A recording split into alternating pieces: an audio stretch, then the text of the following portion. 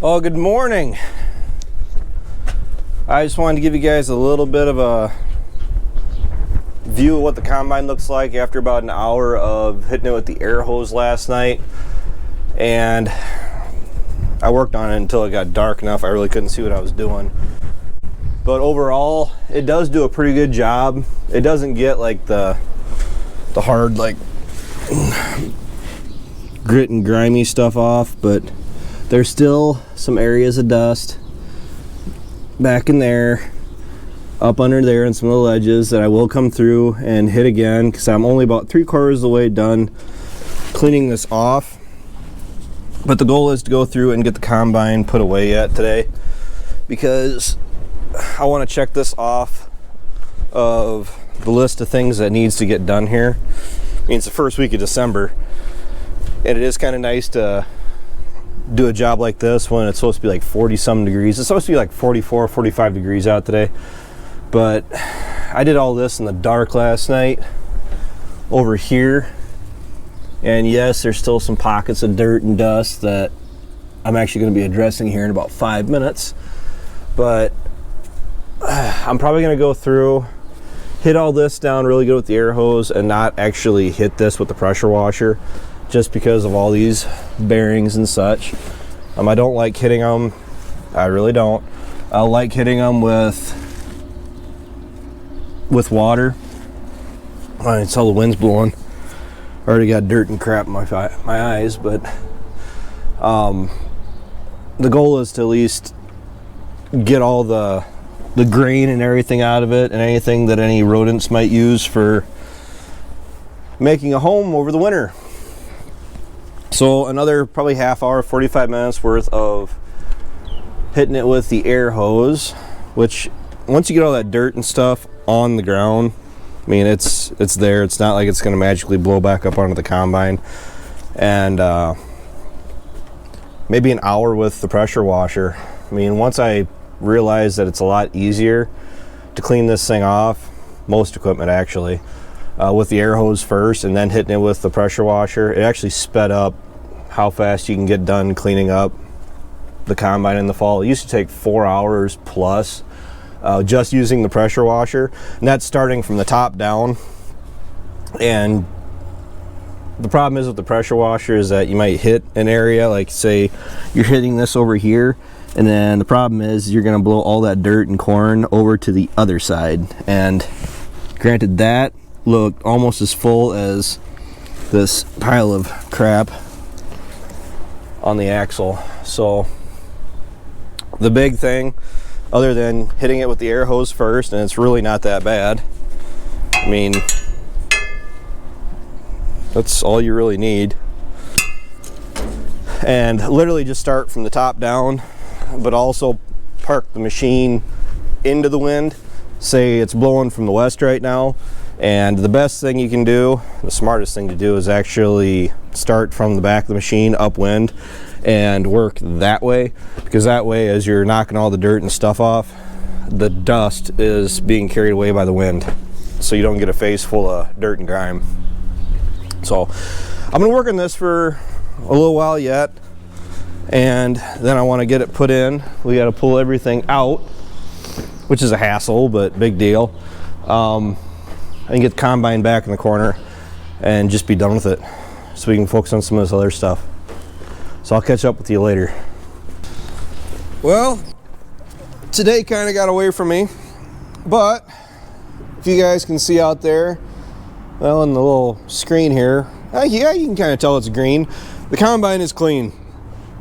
I just got done washing it off about 45 minutes ago. The sun goes down like stupid quick anymore, but the combine is done. I am soaked completely through all 5 layers I got.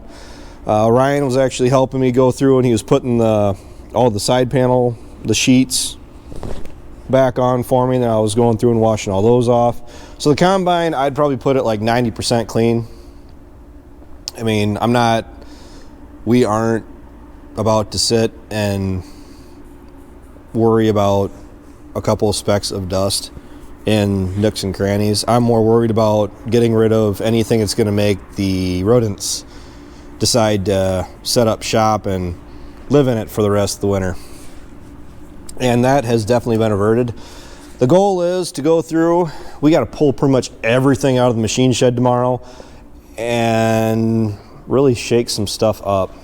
Big Red, the 82, the 46, the 4020, the 76, even the little gator there, all has to come out because we have to get to our corn head. The other corn head, the one that we've been using all fall, is was it Capello? I'm gonna go with Capello. Is sitting on their wagon ready to go. I hit that with the air hose. I didn't wash it off, but I got basically the worst of it off on that. This was hit with the air hose for like an hour and a half. We'll round up about 2 hours with the air hose and about an hour with the pressure washer. I do the same thing with both. I actually start up in the grain tank and then I work down. That way all the dirt and dust and mud catches everything below it. So that way as you're working down, you're not starting at the bottom and then working your way up, because then everything at the top, when you're about finished, ends up on everything below you, and you really haven't gained anything. I'm glad that's done. That's probably the most dreaded job basically of the whole year, I'd like to think. I mean, nobody likes making fence, but going over all of the nooks and crannies in the combine is quite a task. The rock trap's been cleaned, all of the clean outdoors have been removed, opened up, it's been ran, and there really isn't much of anything hung up on it because I got to go through and put a bunch of rat poison in it, pull the battery cables. I'm going to grease it, most certainly, probably after we get it in the machine shed. I don't really need it out here where I can get at it. All I got to do is pull a couple panels off and I can get to all the grease zerks I need to. And then, if I haven't said it already, the battery cables, just because it doesn't need a power supply to it for the next 8-10 months. So we can forget about the combine. Nobody's really asking about what tillage is doing, but maybe it's just because it's on my mind.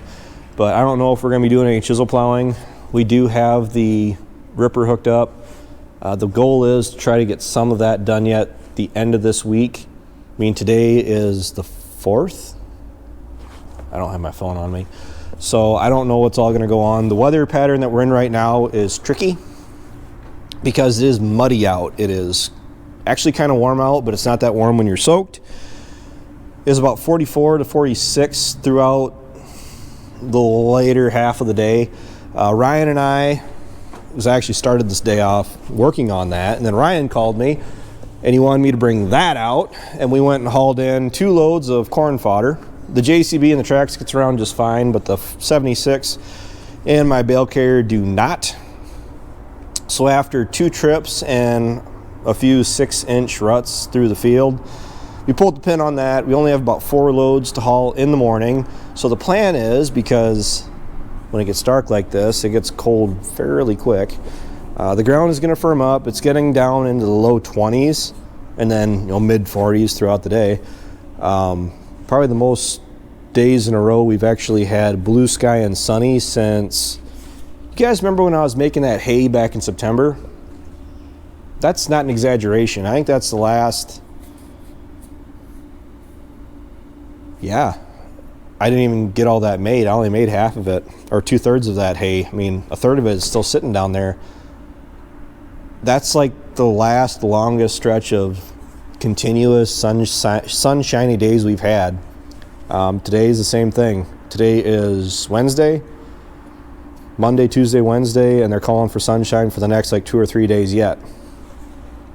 So we're talking, 3 months without having much of any decent consecutive running days. There's a lot of corn and beans out in the fields yet. Thankfully, none of ours. But the goal is, with the ground freezing like it is, I'm going to go out early in the morning and we'll haul in the last of those fodder bales. I actually am strongly considering making a bunch of fodder bales yet. Maybe about 100 bales or so, I'm really not sure. Because of that chopping corn head, I am not going to go to the trouble of grinding it up with the rhino, largely in part just because of the current situation with the ground. It's wet, it's muddy, my plans are to go out either really early in the morning or in the middle of the night, whatever I got to do. We're definitely not worried about what we normally do. This is what you have to do to deal with these conditions right now. And it's kind of turning into where you got to work the hours that the conditions allow. But I'm thinking about just going out raking a bunch one night and then baling it the next night. I can probably make up 100 bales, give or take, and probably about 4 or 5 hours of decent running. Our baler, I know it's an older baler. It's a 566. I mean, it's not brand new, top of the line. I mean, just built super heavy. I got a lot of respect for our round baler, much like my 7600. I mean, great tractor, by the way. I mean, just saying. The baler we've gone through when we've got it, we put a lot of work into it. It's only got like 14,000 bales on it, which, depending on who you are and where you're at, that seems like a lot. But going from a 535 to this machine, it's going from a scooter to a Harley. And I'll take our 566 over that 535 any day of the week. I have a little bit of issues with the pickup, but really all it is there's a band underneath that I cannot keep on. I went through 3 of them, finally decided it works great without it, so I just don't run it. Then I'm getting kind of off topic here.